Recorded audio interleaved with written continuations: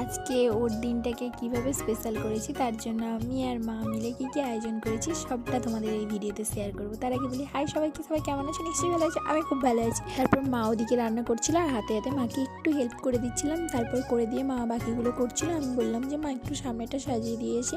তো টেবিলের ওপর ওই গোলাপের পাপড়ি আর ওই যে জলে দিলে যে জলে মোমবাতিগুলো দিয়েই আমি একটু ডেকোরেশন করলাম। তারপর রুম্পা চলে এলো আর সোমাও এসেছিলো আজকে, কিন্তু ও অনেকটা দেরি করে এসেছিলো, তো তাই জন্য ওর ভিডিওটা নেওয়া হয়নি।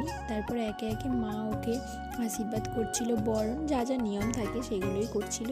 সাথে সাথে আমার দিদা, বাবা, আমার পাশের বাড়ির এক জেঠিমা সবাই ছিল, তো সবাই মিলে ওকে আশীর্বাদ করলো।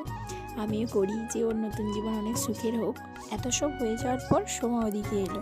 তারপর ওকে দুপুরে লাঞ্চটা একটু সাজিয়ে গুছিয়ে দেবো বলে একটু ডেকোরেশন করলাম যাতে ওর একটু ভালো লাগে। তারপর ও বললো বসে যে ডেকোরেশনটা ওর খুব ভালো লেগেছে, এমনকি সাথে সাথে আমার মায়ের সবকটা রান্নাও ওর খুব পছন্দ।